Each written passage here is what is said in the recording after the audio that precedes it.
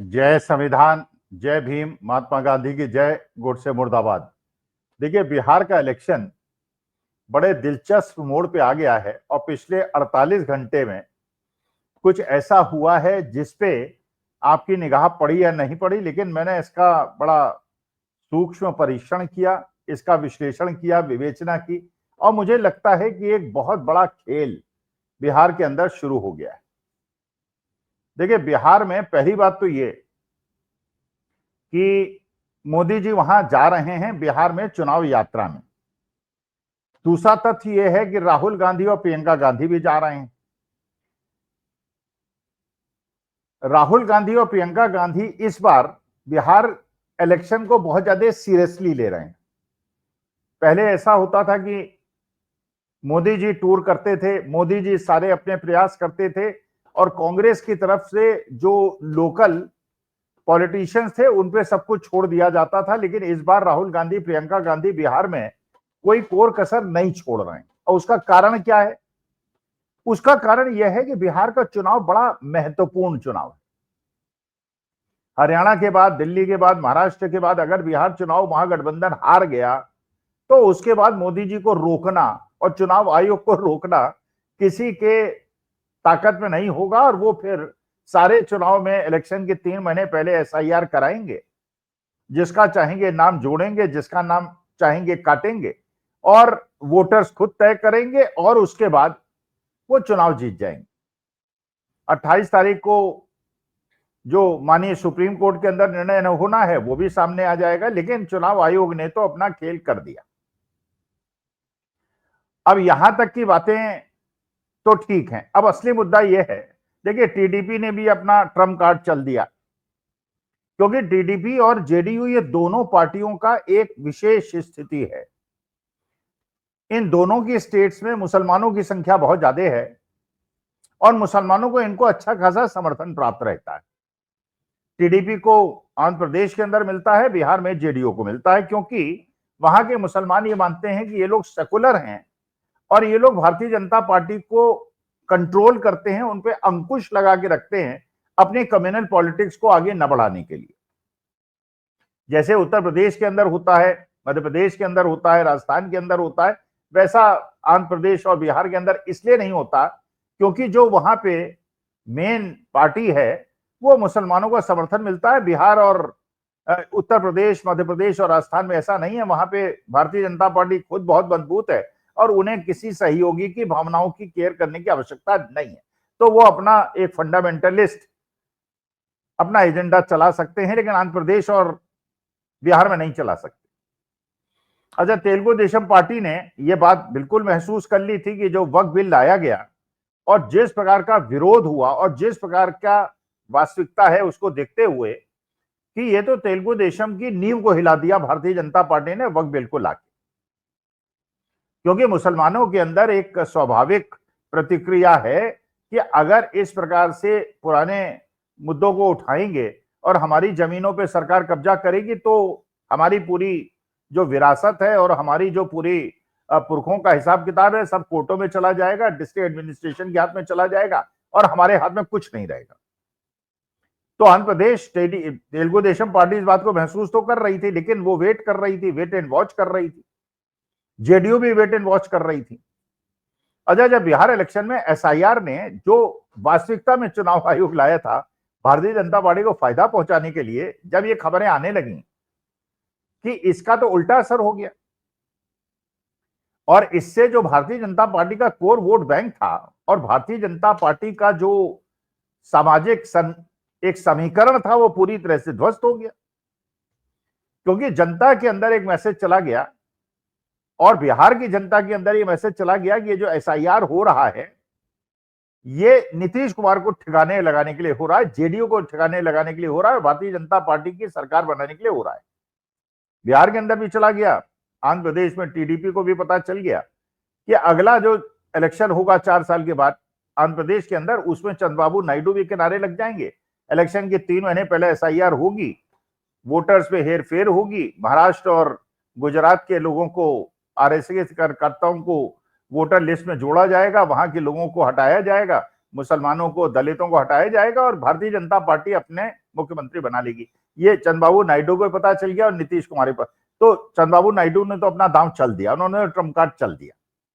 उन्होंने एसआईआर के खिलाफ अपना प्रोटेस्ट जारी कर दिया। उन्होंने कहा कि अगर एसआईआर करना है तो अभी कर लीजिए, इलेक्शन के 3-4 महीने पहले करेंगे तो यह अनुचित है, क्योंकि वो जानते हैं इसमें खेल करने के लिए हुआ है।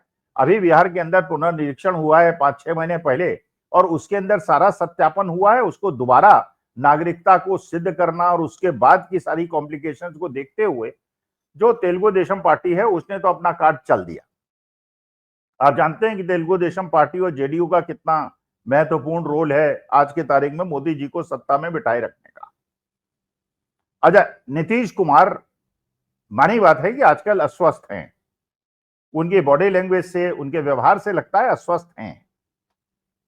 और उनके जो आज के तारीख में बिहार के अंदर जेडीयू के सबसे बड़े नेता हैं, वो एक संजय झा जी हैं और एक लल्लन सिंह हैं।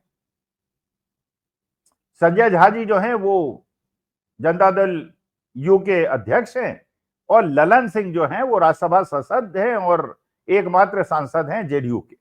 दोनों बड़े नेता हैं और दोनों, मानी बात है कि नीतीश कुमार के सबसे विश्वस्त हैं। और यह भी बात बिल्कुल सही है, ललन सिंह आरजेडी के लालू प्रसाद यादव जी के भी बड़े नजदीकी है, जो संजय झा नहीं है। पहले वैसे संजय झा भी थे, लेकिन आज के तारीख में ललन सिंह और आरजेडी के भी संबंध हैं। अब जेडीयू ने जो चाल चली है और जो एक दांव खेला है, एक ट्रम्प कार्ड खेला है, अब जरा इसका विश्लेषण कीजिए आप। देखिए, भारतीय जनता पार्टी का जो पूरा नैरेटिव है वो है नैरेटिव सनातन धर्म के ऊपर, कि हम सनातनी हैं और बाकी लोग जो सनातन के बोलते हैं वो सब सनातन विरोधी हैं। जो भी मुसलमानों के हक में बात करे, क्रिश्चियनों के हक में बात करे, दलितों के, आदिवासियों के हक में बात करे, वो सनातनी नहीं। वो पेरियार को मानने वालों को भी सनातनी नहीं मानते। वो बाबा साहब भीमराव अंबेडकर को मानने वालों को भी सनातनी नहीं मानते। वो नारायण गुरु को मानने वाले लोगों को भी सनातनी नहीं मानते, जबकि नारायण गुरु जिन्होंने केरला के अंदर, जब पूरा ऐसा लग रहा था कि केरला बिल्कुल खत्म हो गया और वहां पे बिल्कुल कोई हिसाब किताब ठीक ठाक नहीं हो रहा है, तो नारायण गुरु ने वहां पे भगवान शिव की मूर्ति स्थापित करके एक नई धारा स्थापित की, जो वहां के ब्राह्मणों ने उसका विरोध किया। उन्होंने कहा कि ये नारायण गुरु जो है उस समय उनको शूद्र माना जाता था, बाकी ओबीसी कम्युनिटी में आ गए, और ओबीसी कम्युनिटी में जिसमें कि आज की तारीख में जो केरला की चीफ मिनिस्टर हैं उसी कास्ट से नारायण गुरु का संबंध था। लेकिन नारायण गुरु का केरला के अंदर बहुत ज्यादा सम्मान है, तो उन्होंने कहा कि मेरे शिव जो है, मेरे महादेव जो है वो शूद्र है। और उसके बाद आज के तारीख में केरला के अंदर अगर सबसे ज्यादा फॉलोअर्स किसी के हैं तो नारायण गुरु के हैं, जिनके खिलाफ तथा कथित विरोध हुआ था। इसी प्रकार से तमिलनाडु के अंदर जो मानने वाले हैं वो पेरियार को मानने वाले। अच्छा, पेरियार भी तथा कथित सनातनियों के हिसाब से वो सनातन विरोधी हैं, तो उनके हिसाब से तमिल भी सनातन विरोधी हैं, केरलाइट भी सनातन विरोधी है। और बाबा साहब भीमराव अंबेडकर ने क्योंकि हिंदू धर्म छोड़ के बौद्ध धर्म ग्रहण कर लिया था, और क्योंकि उन्होंने जो प्रतिज्ञा कराई थी अपने मानने वालों से कि पूजा नहीं करेंगे, उसके हिसाब से तो, उनके हिसाब से तो वो भी सनातनी नहीं, उनको मानने वाले भी सनातनी नहीं है। भाई, आरपी गौतम साहब जो मंत्री बने थे आम आदमी पार्टी के दिल्ली की सरकार में, उन्हें हटाया ही आम आदमी पार्टी ने इसीलिए था कि उन्होंने वो 22 कस्में खिलाई थी जो बाबा साहब ने कहा था कि खानी चाहिए। तो देखिए, मैं भी सनातनी हूं, लेकिन मेरा सनातन धर्म ये मानता है कि जिसको जो मानना है माने। क्योंकि जब मैं एक बहुत बड़े सनातन के तथा कथित विद्वान से बात कर रहा था, मैंने कहा ये सनातन धर्म, तो उन्होंने कहा सनातन धर्म तो शाश्वत है। मैं भी मानता हूं शाश्वत है, लेकिन मैंने कहा सनातनी कौन है? तो उन्होंने कहा ये सनातनी, तो डेफिनेशन इज वेरी वाइड। भाई, if the definition is very wide, तो बाबा साहब भीमराव अंबेडकर को मानने वाले जो मूर्ति पूजा में विश्वास नहीं करते, या आर्य समाजी जो मूर्ति पूजा में विश्वास नहीं करते, वो भी सनातनी है। को मानने वाले जो कि रामचरितमानस को नहीं मानते, वो भी सनातनी है। नारायण गुरु को मानने वाले वो भी सनातनी हैं। इसका माने क्रिश्चियन भी सनातन है। सनातन की अगर इतनी वाइड परिभाषा है तो सब सनातनी, फिर झगड़ा किस बात का है? फिर तो एक परिवार है। लेकिन जो सनातन का एक नया पाखंड शुरू हुआ था और ऐसे लोगों को जिनको सनातन धर्म के मूल के बारे में नहीं पता है, स्वामी विवेकानंद के सनातन की डेफिनेशन के मूल के बारे में नहीं पता है, उन्होंने एक ऐसा बना दिया था कि सावन के महीने में नॉनवेज खाना जो है ये बिल्कुल प्रतिबंधित होना चाहिए और पूरा कांवड़ यात्रा जहां जहां हो वहां पे उन्होंने नॉनवेज खाने वालों पे और होटल लगाने वालों पे प्रतिबंधित तो उसको बंद कर दिया। यही बात दूसरी है कि नॉनवेज की दुकानें बंद हो गई लेकिन दारू की दुकानें खोली रही। उनके सामने केवल पर्दा टांगा गया कि दारू पीनी है पी लो, नॉनवेज नहीं खाने दे। तो एक नैरेटिव बनाया था श्रावण में नॉनवेज नहीं खाना चाहिए। ठीक है, जिसका मन आए खाए, जिसका मन आए ना खाए। अच्छा, आपने ये भी देखा कि यूपी के अंदर कांवड़ की यात्रा के बीच में जिस प्रकार के उपद्रव हुए हैं और बिना धर्म जाति जाने हिंदुओं को भी पीटा गया है, वो झारखंड में आपको नहीं दिखाई पड़ा। झारखंड में कांवड़ यात्रा में आपको कोई उपद्रव नहीं दिखाई पड़ा, कोई तोड़फोड़ नहीं दिखाई पड़ी, इसलिए कि वहां पे डबल इंजन सरकार नहीं है और उत्तर प्रदेश के अंदर डबल इंजन सरकार है। अब जेडीयू ने जो चाल चली है इसको समझने का प्रयास करें। ये जो पूरा नैरेटिव बनाया था भारतीय जनता पार्टी ने, लल्लन सिंह ने, जो कद्दावर नेता हैं और मंत्री हैं, उन्होंने बिहार के अंदर एक मटन पार्टी रखी और खुलेआम उन्होंने लोगों को बुलाया और मटन खिलाया और कहा कि मटन खाओ, ऐश करो। अच्छा, उसका प्रचार प्रसार भी करवा दिया। अब इसके पीछे समझिए किया कि उन्होंने, भाई उन्होंने भारतीय जनता पार्टी का जो नैरेटिव था उसका पूरा जो एक मैसेज था कि श्रावण के अंदर नॉनवेज नहीं खाना चाहिए और लालू प्रसाद यादव के घर जाके राहुल गांधी ने, क्योंकि एक बार सावन के महीने में नॉनवेज पका लिया था तो वो हिंदू नहीं है उस नैरेटिव को जानबूझ के लल्लन सिंह ने तोड़ दिया, उसको ध्वस्त कर दिया। तो भारतीय जनता पार्टी के सामने एक बहुत बड़ी दुविधा पैदा हो गई कि अब वो लल्लन सिंह का विरोध करें या समर्थन करें। जब राहुल गांधी और लालू प्रसाद यादव का विरोध कर सकते हैं तो लल्लन सिंह का विरोध करना पड़ेगा और लल्लन सिंह का विरोध कर नहीं सकते क्योंकि उससे जेडीयू को फायदा हो जाएगा, उसका थोड़ा वोट बैंक साथ आ जाए, लेकिन भारतीय जनता पार्टी का वोट बिखर जाएगा क्योंकि अगर वो समर्थन करते हैं लल्लन सिंह का तो भी उनका वोट बैंक टूटता है और नहीं विरोध करते हैं तो भी उनका वोट बैंक। तो लल्लन सिंह ने बहुत बड़ी चाल चल दी। अच्छा, एसआईआर के अंदर एक और चीज हुई जो अभी मुझे सूत्रों से खबर मिली है। वहां के वीडियोज ने, डिस्ट्रिक्ट कलेक्टर्स ने और बीएलओज ने सारे ऑडियो कन्वर्सेशंस को टेप कर लिया है, रिकॉर्ड कर लिया है। इसका मतलब 1 अगस्त को जो सूची जाहिर होगी उसके बाद सारे ऐसे बीएलओज, वीडियोज, डिस्ट्रिक्ट मजिस्ट्रेट्स जो जानते हैं कि सरकार में कितना ज्यादा उनपे दबाव है और कितना ज्यादा उनसे वो काम कराए जा रहे हैं जो नीतीश कुमार जब तक स्वस्थ थे तब तक उन्हें नहीं करने पड़ते थे लेकिन अब करने पड़ रहे हैं। और उस समय 1 अगस्त को जो मामला सामने आएगा वो इतनी ज्यादा वीडियो ऑडियो आ जाएंगे कि जिसको झेल पाना भारतीय जनता पार्टी के लिए बड़ा मुश्किल हो जाएगा।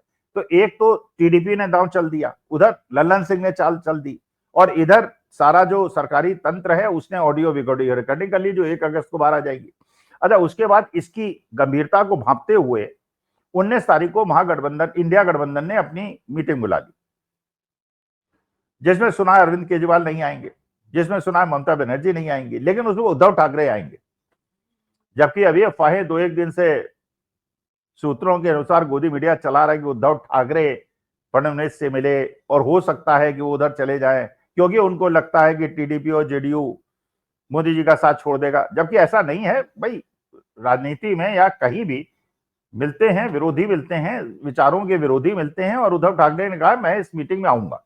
इसका माने उन्होंने अपनी बात बिल्कुल क्लियर कर दी कि मैं जहां हूं वहीं हूं, क्योंकि वो जानते हैं कि जब ये क्रिटिकल मूवमेंट आया है भारतीय जनता पार्टी से छुटकारा पाने का तो और उनके पास महाराष्ट्र का पूरा मैदान खाली हो जाएगा। लेकिन अगर वो उधर चले गए तो उनके लिए बीएमसी का चुनाव भी जीतना मुश्किल हो जाएगा और उनकी पूरी जो एक पूरा 4-5 साल का एक संघर्ष था वो भी खत्म हो जाएगा। तो वो भी संभव नहीं हो रहा। तो जेडीयू और टीडीपी छोड़ रहे हैं और ज्वाइन कोई करने के लिए तैयार नहीं। तो बिहार का इलेक्शन इसलिए बहुत ज्यादा इंपॉर्टेंट। अच्छा, बिहार के इलेक्शन में एक और समस्या पैदा हो गई है, जो एसआईआर के खिलाफ एक माहौल बन गया है और जनता तक नीचे तक चला गया है। तो आज के तारीख में आप किसी जगह भी देखें, गोदी मीडिया में भी अगर आप देखें तो 100 लोग अगर खड़े हैं, आज से 4-5 साल पहले स्थिति होती थी कि 90 लोग मोदी जी के समर्थन में बोलते थे और जो मोदी जी के विरोध में बोलते थे उनको बोलने नहीं दिया जाता। आज के तारीख में 100 के 100 लोग जो है मोदी जी के विरोध में बोल रहे हैं, एसआईआर के विरोध में बोल रहे हैं, और अपने जो एक भय उनके दिमाग में बैठ गया है कि वोट कट जाएगा, जो कटेगा, क्योंकि वहां पे बिना लोगों से पूछे हुए बीएलओ ही अपने दस्तखत कर रहे हैं, वही फॉर्म भर रहे हैं, वही अपलोड कर रहे हैं, और वही चुनाव आयोग फील्ड लेवल की जो इंफॉर्मेशन है और जो वो बता रहे हैं उसके अंदर इतना गतिरोध है। तो मेरे ख्याल से अगले 3 महीने बहुत ज्यादा इंटरेस्टिंग होने वाले हैं। टीडीपी ने अपनी चाल चल दी है और ललन सिंह ने जिस प्रकार से चाल चली है, और आरजेडी के अंदर जैसे जेडीयू के बड़े बड़े नेता ज्वाइन कर रहे हैं और ललन सिंह की लालू प्रसाद यादव से बहुत ज्यादा नजदीकी है, उन सबको देखते हुए मुझे लग रहा है एक बहुत बड़ा खेल होगा, बिहार से शुरू होगा और नवंबर 2025 तक जो लोग अच्छे दिन के इंतजार कर रहे हैं उनके अच्छे दिन आएंगे और देश के भी अच्छे दिन आएंगे। नमस्कार, धन्यवाद और प्रणाम।